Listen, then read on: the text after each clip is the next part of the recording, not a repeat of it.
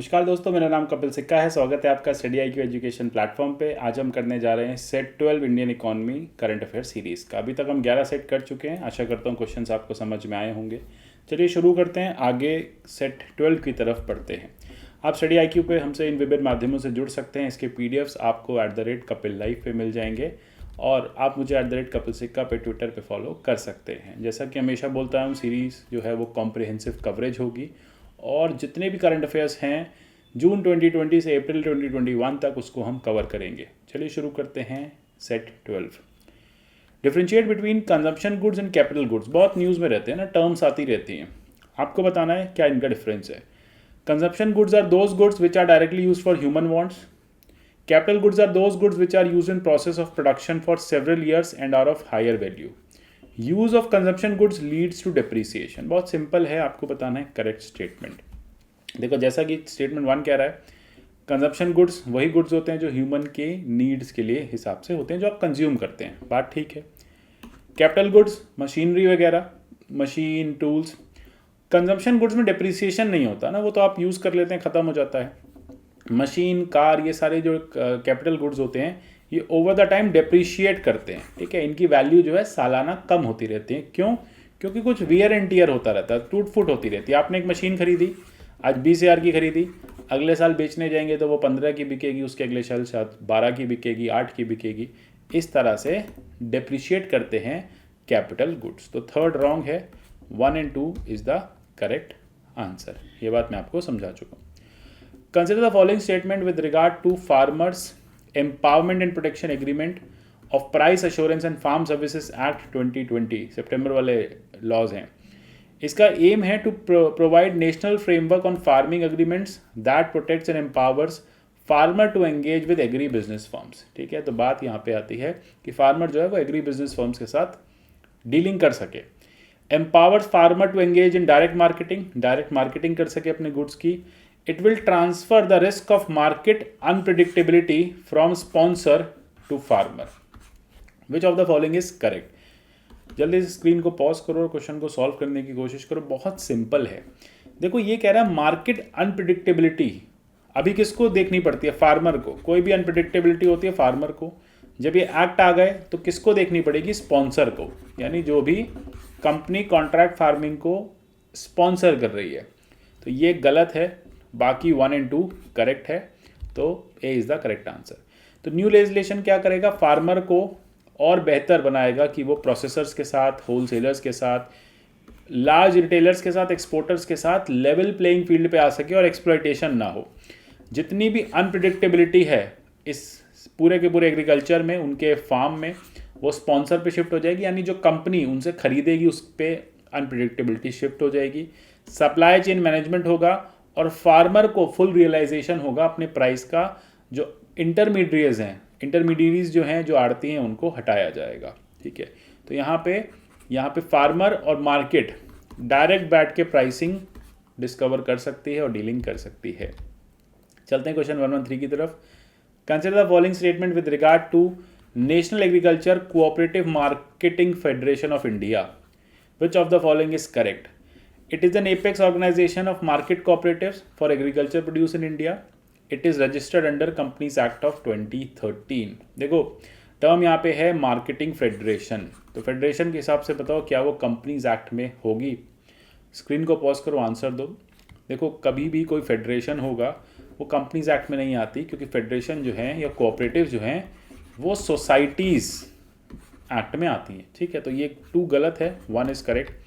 तो minister of agriculture and farmer ने virtually inaugurate किया हनी फार्मर प्रोड्यूस ऑर्गेनाइजेशन। ये एक कोऑपरेटिव बनेगा हनी प्रोड्यूसर्स का, जैसे मिल्क कोऑपरेटिव होता है ना, सहकारिता। ये शहद उगाने वालों का या शहद के बेसिकली प्रोडक्शन करने वालों का एक कोऑपरेटिव बनेगा। अब ये प्रोड्यूसर ऑर्गेनाइजेशन एक लीगल एंटिटी होती है जो एक PO बनाई जाती है, और वो प्राइमरी प्रोड्यूसर्स, जैसे जितने भी मिल्क कोऑपरेटिव्स बनते हैं, वो जितने मिल्कमैन होते हैं वो मिलके बनाते हैं। ठीक है, तो वो ये सब कोऑपरेटिव्स प्राइमरी प्रोड्यूसर्स मिलके बनाते हैं। फार्मर भी बना सकता है, मिल्क प्रोड्यूसर भी बना सकता है, फिशरमैन भी बना सकता है, वीवर बुनकर भी बना सकता है, रूरल आर्टिजन्स भी बना सकते हैं, कोई भी बना सकता है। और इनको multi state cooperative society act 2002 में रजिस्टर कराना होता है।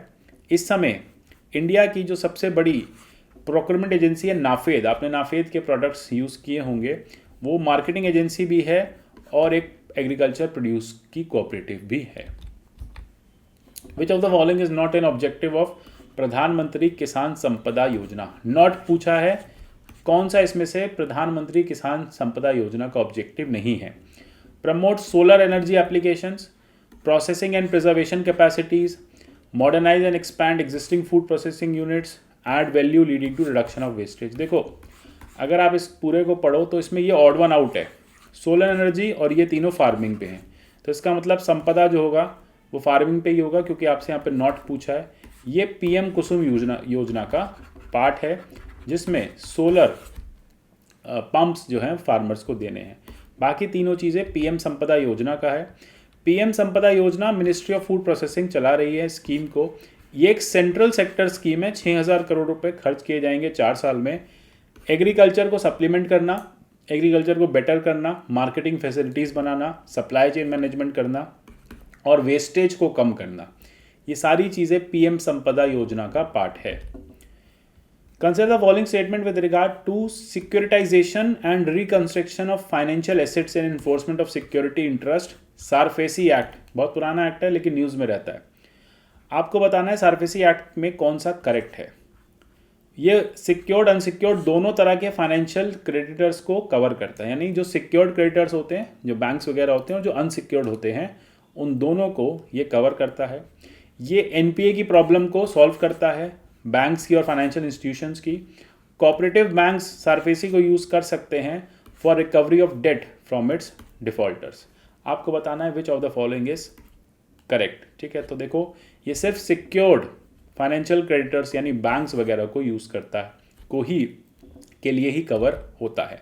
सारफेसी एक्ट आया ही इसलिए था क्योंकि बैंक्स के बहुत सारे एनपीएस बढ़ते जा रहे थे, लोन डिफ़ॉल्ट हो रहे थे, तो बैंक्स के पास कोई ऐसी पावर नहीं थी कि वो अपने इस डिफ़ॉल्ट को एनफोर्स कर सकें और लोगों की प्रॉपर्टी को जब्त कर सकें। तो इसमें सारफेसी लेके आए थे। तो अभी कोर्ट ने क्या कहा है कि सारफेसी जो है वो कोऑपरेटिव बैंक्स भी यूज़ कर सकते हैं और वो अपने रिकवर कर सकते हैं ड्यूज़ और लोगों की प्रॉपर्टी को सीज कर सकते हैं और एसेट को सेल कर सकते हैं। एनपीएस के केस में आया है, यहाँ पे सिर्फ उन्हीं क्रेडिटर्स को कवर किया जाता है जो सिक्योर्ड क्रेडिटर्स हैं, मतलब जिन्होंने अपने लोन देते समय कोई ना कोई कोलेटरल लिया हुआ है। बैंक्स यूजुअली ऐसा ही करते हैं। और आईबीसी जो है, आईबीसी में दोनों सिक्योर्ड अनसिक्योर्ड क्रेडिटर्स आते हैं। तो याद रखना, सारफेसी में नहीं आते। इंसॉल्वेंसी बैंक्रप्सी कोड में सिक्योर्ड अनसिक्योर्ड दोनों तरह के क्रेडिटर्स कवर होते हैं। अब चलते हैं क्वेश्चन 116 पे। एनर्जी ट्रांजिशन इंडेक्स 2020 कौन रिलीज करता है? Which of the following releases energy transition index? और 2020 किसने रिलीज किया है? तो इसका करेक्ट आंसर है, जैसे कि वर्ल्ड इकोनॉमिक फोरम जो है वो इसको रिलीज करता है। तो यहाँ पे एनर्जी ट्रांजिशन इंडेक्स 2020 आ गया है। ये एक रैंकिंग बताता है 115 कंट्रीज़ की।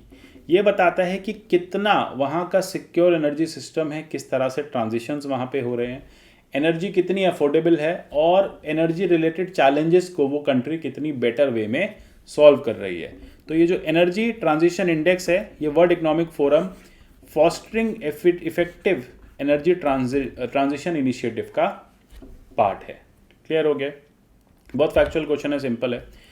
अच्छा, ये टर्म एक हमेशा न्यूज़ में रहती है, एडजस्टेड ग्रॉस रेवेन्यू, किससे एसोसिएटेड है? ये इंपॉर्टेंट बात हो जाती है। तो एजीआर किससे एसोसिएटेड है? ये इस पे सुप्रीम कोर्ट की रूलिंग भी आई थी लास्ट ईयर, तो आपको पता होना चाहिए किससे रिलेटेड है। तो पॉज करो और बताओ। इसका आंसर है टेलीकॉम कंपनीज, यानी टेलीकॉम कंपनीज से ये एसोसिएटेड है। 1999 में क्या किया कि गवर्नमेंट ने लाइसेंसिंग पॉलिसी को चेंज किया और बोले हम फिक्स्ड लाइसेंस मॉडल पे नहीं जाएंगे। कंपनीज जो भी टेलीकम्युनिकेशन कंपनीज हैं, एयरटेल, जियो, वोडाफोन, आइडिया, ये जो भी प्रॉफिट्स करेंगी हम उसमें एक शेयर ले लेंगे, है ना। तो एनुअल एक gross revenue adjusted gross revenue हम यहाँ पे ले लेंगे और रेवेन्यू शेयरिंग फ़ी हम ले लेंगे। ठीक है, सालाना हम क्या करते रहेंगे, रेवेन्यू को शेयर कर लेंगे गवर्नमेंट और टेलीकॉम कंपनी। इसी को लेके क्राइसिस भी आया था। क्राइसिस ये था कि टेलीकॉम कंपनी कह रही थी कि आप हमारे उस रेवेन्यू को गिनिए जो हम टेलीकम्युनिकेशन से कमाते हैं। ठीक है, अब हमने टेलीकम्युनिकेशन से सेवाएं बेच के कमाया 100 रुपये, आप इसका शेयर ले लीजिए। गवर्नमेंट कह रही है कि नहीं, आपकी जो ग्रॉस इनकम है हम सबका शेयर लेंगे। अब टेलीकॉम कंपनी कह रही है कुछ हम एडवर्टीजमेंट से कमाते हैं, कुछ हम प्रमोशन से कमाते हैं। ठीक है, हम बहुत अलग अलग टावर्स को अपने रेंट आउट करके कमाते हैं। ठीक है, हम अपने प्रॉपर्टीज़ को रेंट आउट करके कुछ पैसा कमाते हैं, तो वो हम आपको क्यों दें। तो इसी को लेके काफ़ी लंबे समय तक एक दोनों के बीच में प्रॉब्लम चलती रही। कोर्ट ने यही कहा कि देखो भैया, AGR जो है वो ग्रॉस पे ही कैलकुलेट होगा, और 10 साल का टाइम दिया टेलीकम्युनिकेशन कंपनीज को कि अपने AGR के ड्यूज को क्लियर करो। नेक्स्ट चलते हैं क्वेश्चन 118 पे। कृतज्ञ हैकेथन, ये न्यूज़ में था, आपको बताना है इसमें से क्या करेक्ट है। It aims to promote potential technology solutions for enhancing farm mechanisation with special emphasis on women friendly equipment. ये बात number 1। It will function under national agriculture higher education project NAHEP का पार्ट है। आपको बताना है कौन सा इसमें से करेक्ट है। तो देखिए, बहुत फेमस था, दोनों ही करेक्ट हैं। कृतज्ञ हैकेथन, पहले हमें ये देखना है क्या ये बेसिकली एक टेक्नोलॉजी सॉल्यूशन आया था जिससे आप फार्मिंग को बेटर कर सकते हैं, एग्रीकल्चर को। तो इसका फुल फॉर्म है कृषि तकनीक ज्ञान hackathon. National agriculture higher education project NAHEP में इसको लॉन्च किया गया था। ये बात करता है वुमेन फ्रेंडली इक्विपमेंट्स की। ठीक है, यानी ICAR से कहता है कि आप वुमेन फ्रेंडली इक्विपमेंट्स पे ज़्यादा फोकस करो, जिससे कि जो वुमेन एग्रीकल्चर सेक्टर में हैं वो बेटर परफॉर्म कर पाएँ, बेटर बेनिफिट ले पाएँ। अब यहाँ पे स्टूडेंट्स को, फैकल्टीज़ को, इनोवेटर्स को, सबको इनवाइट किया गया और बोला गया कि आप अपने अपनी प्रतिभाओं को दिखाओ और बेटर से बेटर टेक्निकल इनोवेशंस को हमें बताओ। नाहिप क्या है? नाहिप एम करता है रिसोर्स एंड मैकेनिज्म डेवलप करने का, जिससे कि इंफ्रास्ट्रक्चर डेवलप किया जा सके एग्रीकल्चर इंडस्ट्री में, एग्रीकल्चर फील्ड में। प्रोजेक्ट जो है वो 50-50 कॉस्ट शेयरिंग बेसिस पे वर्ल्ड बैंक और गवर्नमेंट ऑफ इंडिया शेयर करेंगी, और इसके चलते इस तरह के पोटेंशियल टेक्नोलॉजी सॉल्यूशंस को बेटर किया जाएगा एग्रीकल्चर में। तो याद रखना, कृतज्ञ हैकेथन। आप कंफ्यूज हो जाओगे कि हैकेथन है तो एग्रीकल्चर से क्या लेना देना, पर नहीं, एग्रीकल्चर से ही इसका लेना देना है। देन एक क्वेश्चन हमने पिछले सेट में भी किया था, उसी का एडवांस्ड है। Consider the following statement with regard to open market operations. हमने देखा था ना ऑपरेशन ट्विस्ट, OMO, तो ये उसी का पार्ट है। OMO is simultaneously sale and purchase of government securities and treasury bills by RBI. It is a qualitative tool of RBI used to smoothen liquidity conditions. देखो, पहले मैं समझा देता हूँ होता क्या है ओपन मार्केट ऑपरेशन में। ओपन मार्केट ऑपरेशन में, जैसे मैंने लास्ट टाइम भी बताया था, कि RBI जो है लॉन्ग टेन्योर बॉन्ड्स पे इंटरेस्ट रेट कम करने की कोशिश करती है। अभी इंटरेस्ट रेट कम कैसे होता है इसको एक बार देख लेते हैं। यूजुअली क्या होता है कि OMO के दिन, जिस दिन OMO करना होता है, ओपन मार्केट ऑपरेशन, ये सिंगल डे का कॉन्सेप्ट होता है। इस दिन RBI बहुत सारे शॉर्ट टर्म बॉन्ड्स को बेचती है और लॉन्ग टर्म बॉन्ड्स को, उतने ही रुपए के लॉन्ग टर्म बॉन्ड्स को खरीदती है। अब जब शॉर्ट टर्म बॉन्ड्स को बेचती है तो मार्केट में क्या हो जाता है, शॉर्ट टर्म बॉन्ड्स की सप्लाई बढ़ जाती है। सप्लाई बढ़ने से उनका प्राइस जो है वो गिर जाता है। प्राइस गिरने से उनकी जो यील्ड है वो बढ़ जाती है। याद रखना, बॉन्ड का जो प्राइस है वो इन्वर्सली प्रोपोर्शनल है बॉन्ड की यील्ड पे।